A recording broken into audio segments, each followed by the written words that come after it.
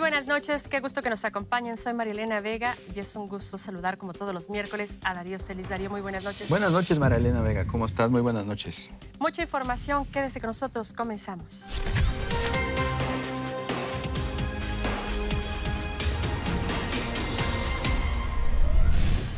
El secretario del Trabajo, Roberto Campa, indicó que la administración de Enrique Peña Nieto dejará pendientes, entre ellos la actualización del ingreso mínimo y la reforma laboral.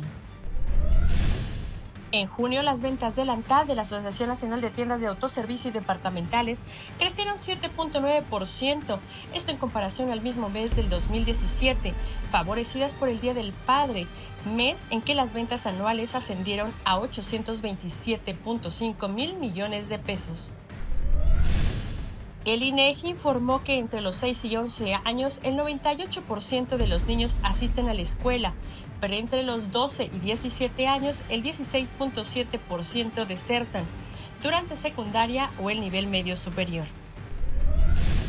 Estados Unidos pretende imponer aranceles a China por un valor de 200 mil millones de dólares. Esto en artículos de consumo como alimentos, ropa y productos de tecnología como componentes.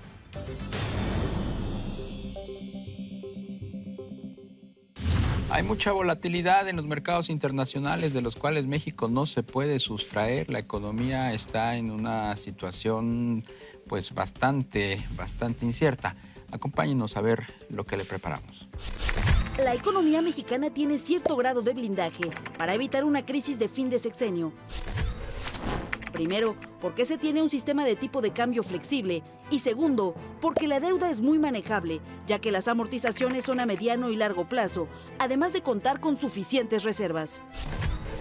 No obstante, es una realidad que en la economía mexicana se comienza a ver una desaceleración, impactando principalmente a la manufactura. Además de que el entorno mundial también es adverso, comenzando por el principal socio comercial de nuestro país, Estados Unidos, quien comenzó una guerra comercial mundial y que mantiene en stand-by la renegociación del Telecán, provocando un encarecimiento del costo del dinero de todo el mundo. Situación que se agrava con el alza de tasas de interés que ha tenido la Reserva Federal de Estados Unidos y que ha venido a afectar las monedas emergentes, entre ellas el peso mexicano.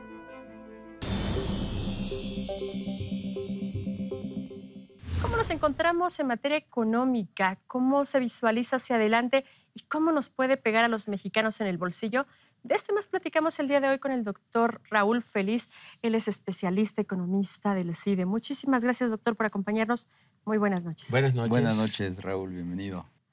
¿Cómo se visualiza el panorama económico después de tantos acontecimientos que estamos viviendo? Bueno, naturalmente, siendo un año de transición política a un nuevo gobierno, estaba destinado a ser un año de gran incertidumbre. Pero además, dado el resultado de la elección, que trae a un presidente que tiene una visión del desarrollo político y económico muy diferente del que ha vivido México en los últimos 30 años, y además que gana de una forma abrumadora, adquiriendo el control de las cámaras de diputados y de senadores, y muchos de los congresos estatales, pues todo eso se suma, además, a la situación que atravesamos de la negociación del Tratado de Libre Comercio con un personaje como Donald Trump, para decir que enfrentamos una situación de máxima incertidumbre y de poca visibilidad. Es decir, hay mucha neblina por delante que se tiene que ir despejando poco a poco para poder más o menos saber hacia dónde se dirige la economía. ¿Dónde estamos hoy? Eso no es un misterio. Estamos en una economía que en el primer semestre probablemente creció cerca de 2.4%. Los indicadores oportunos nos sugieren que hacia el segundo semestre viene cierta desaceleración del crecimiento económico, lo cual perfila un año típico de crecimiento mexicano de 2.2, 2.3. Y el próximo año, pues, en un escenario inercial, habría que suponer un crecimiento similar, del orden 2.3, 2.4, pero depende de cómo se despeje esta neblina y en qué dirección podría el crecimiento acelerarse, porque la economía mundial crece de forma robusta en este momento, o podríamos tener un año de transición donde viene una cierta desaceleración porque el gasto público no se ejecuta con la misma eficiencia en el primer año de todos los gobiernos, pero también podríamos tener un año de mucha dificultad si nos tropezamos con que el Tratado de Libre Comercio no avanza e incluso se suspende, y además la guerra comercial, estúpida guerra comercial que Donald Trump está lanzando al mundo, se intensifica, especialmente en el caso del arancel a la industria automotriz. Entonces, de ese tamaño es la incertidumbre y tendremos que navegarla. ¿Cómo explicar que no se haya depreciado la moneda inmediatamente? ¿Cómo explicar que los mercados financieros, incluso semanas antes, hayan descontado el efecto López Obrador? ¿Qué te dice el discurso del mismo presidente electo y de su secretario de Hacienda, Carlos Ursúa? ¿Cómo encararon el día después de las elecciones? Mira, lo primero, ¿por qué no se depreció el tipo de cambio? Yo creo que eso habla muy bien de nuestro régimen de flotación. Esto quiere decir que los mercados, la información de que López Obrador iba adelante en la competencia electoral, estuvo disponible de forma consistente en los últimos 4 meses, para ser breve, o sea, puede ser el último año. Y como tenemos un régimen de flotación, pues todo el mundo tuvo esa información para tomar medidas preventivas al respecto. O sea, no, en ese sentido, yo diría que no es algo a lo que haya que ajustarse porque fue una sorpresa. De alguna forma, como decimos en los mercados, el evento estaba bastante descontado. Quizás no el control de las cámaras, pero sí el ganador de la elección. El por qué la reacción, ha habido tan poca reacción, o incluso la reacción ha sido contraria, más bien ha sido lo que llamamos una especie de rally de alivio, donde el peso se ha recuperado en parte, y sobre todo se ha recuperado mucho con respecto a lo que marcaban los mercados de futuros. Yo creo que tiene que ver con el mensaje del presidente, del candidato ganador y de su secretario de Hacienda.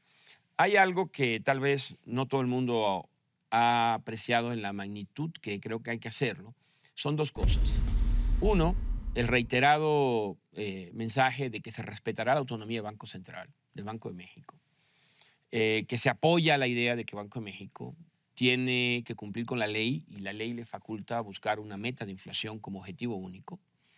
Y segundo, la apertura que ha mostrado Carlos Ursúa a la posibilidad de implementar en México un consejo fiscal.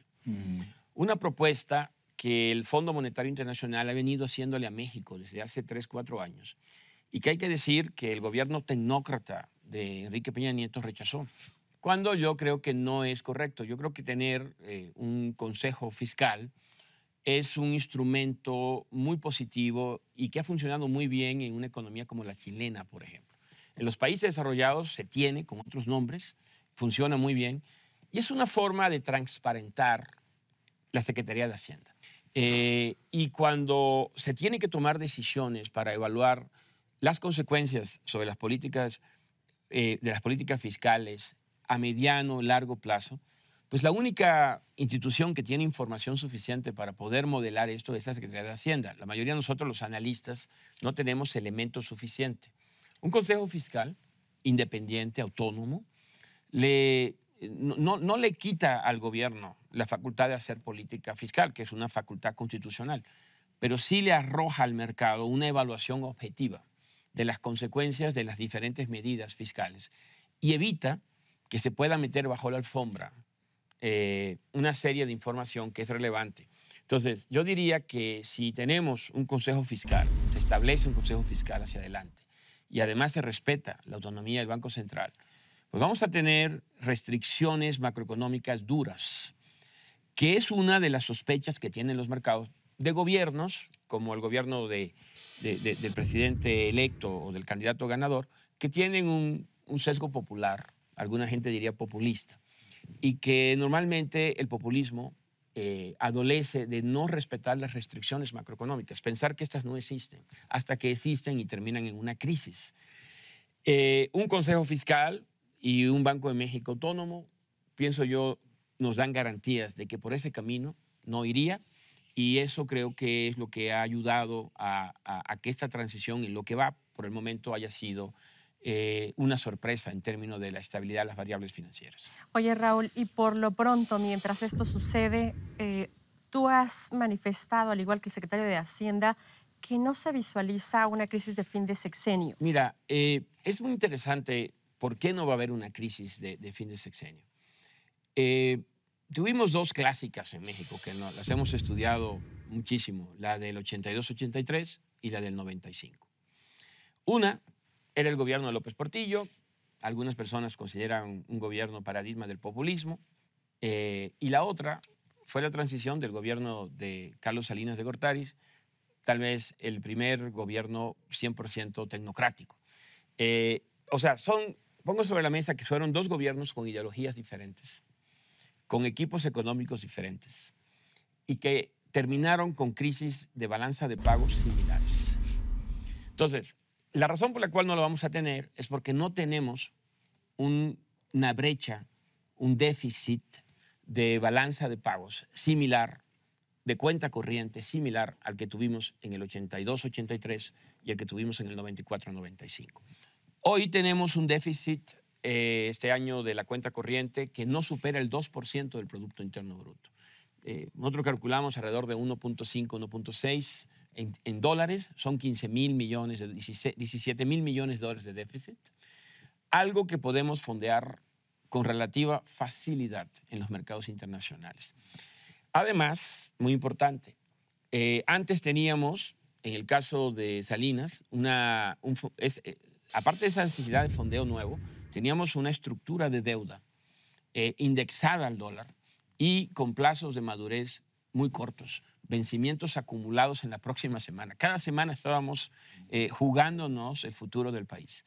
En el caso del gobierno de López Portillo era una deuda con los bancos, que decidía un poco de la decisión de los bancos si nos prestaban o no nos prestaban.